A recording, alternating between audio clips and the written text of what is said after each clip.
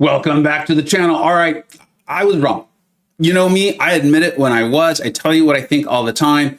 And I've always had Silk highly rated, but a lot of you were like, dude, she's the best science champion in the game. And a class that is bonkers wild. I finally took my Silk to rank 3 and I just started using more and more. Now, all of this is going to be Battlegrounds, but hold on, but wait. She's phenomenal in questing too. It just felt like over redundant to do it. Basically, everything you're going to see in here, you could go to your special 3 and you'll destroy massive questing health pools, or you could just throw 2 special 2s, which is still only 4 bars of power, and you are doing that much damage. Let's go through this and watch this in case you're like, hey, I want to hear why you were so hesitant, or why you've changed your mind, or if you're like, hey, really, Silk? This is awesome, Vega. Like, you've always had her like the 5th or 6th, and now you're saying she's. I think I get it. We'll talk about why and how I would fully place her. And you might have seen the general tier list come out anyways since then. But this was an absolutely brutal meta. This meta was just ridiculous, right? Anytime opponents got a passive fear, any fury effect, they had like a chance to go unstoppable, or they did go unstoppable. Hulk was one of the most brutal ones because every time you hit him, he's got that chance to get this up.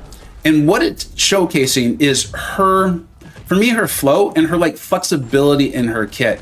There's nothing in there about like, the things that, science champions usually do about like power rate or these sorts of things. Now, she does have Sunder. Her SP3 has a negative 100% combat power rate while they're stunned.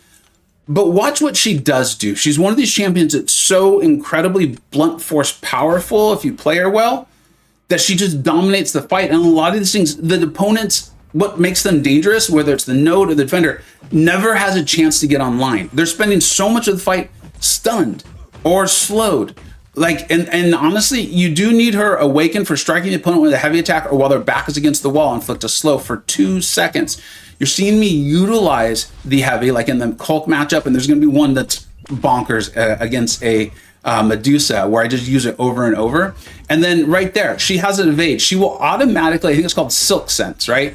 Silk has a 100% chance to evade special attacks. I don't know about you, I still sometimes mess up against Bishop. In fact, I kind of started to get it down really well, and then we just don't see him as much, and I found I just don't have it. So I was able to go into this fight against Bishop, try to get him to his special 2. So the whole point for me was to get him that special 2, and then let Silk just basically take control of the evade, and then go in and punish him. Watch what she does to this MCoC. People used to do this to my MCoC. When Silk first came into the game, I think I had a rank 2 7-star MCoC, and he was like one of my best defenders. I'd stick him anywhere in Battlegrounds, and then Silk was just demolishing him. I've never gotten a chance to do this myself in Battlegrounds, and then now we go in and do it.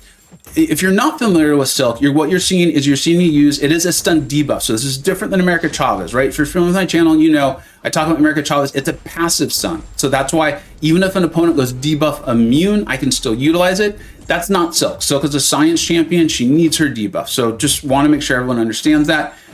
You saw what we were able to do. And then now we're going to be able to go in and just absolutely destroy this fight. We're going to land that. You ideally want to go into your striker, which I wasn't able to do, and you do that because you're going to get more of your debuffs going, right? And so I'm having to play this a little smarter or a little better after that kind of like timing mistake from my unfamiliarity, and we just absolutely destroyed that MCoC. So what you're ideally doing is you're going to set her up, get close to that special 2. You're going to use that stun to apply more debuffs, and you're going to cancel the stun into your striker, let that come through, then keep going in. You're going to see that here, I believe, in these fights against Enchantress.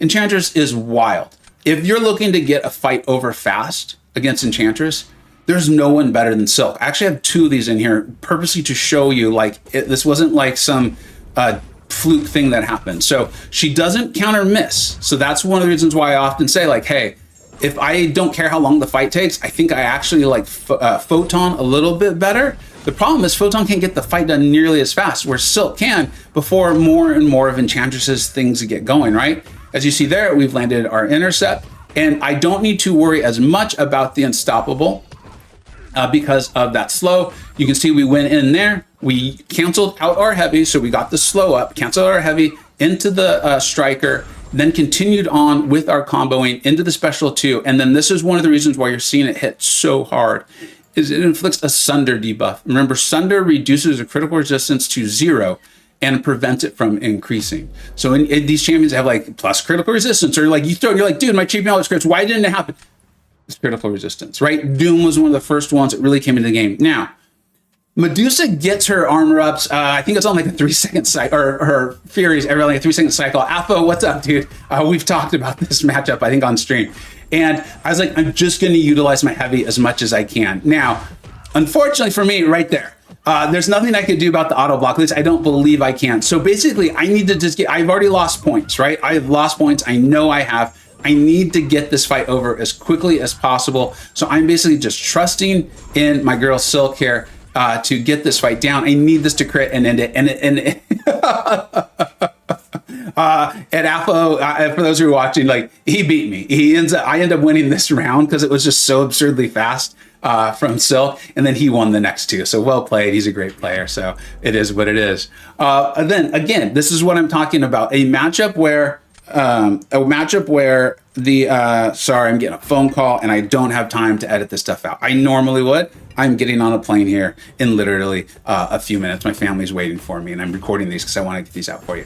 So I've been talking about how one of the reason why, even though she lacks like a lot of the various utilities that you would want in a champion, or especially a science champion, she's so, like, I think well made and so dominant at what she does that she gets fights over before the threat can get online.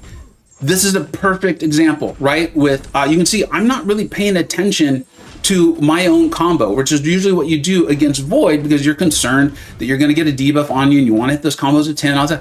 She also lands a ton of hits. She lands so many hits because you go in and you use that stun, right? And then you just keep going and you're extending these combos, and then you can use your striker.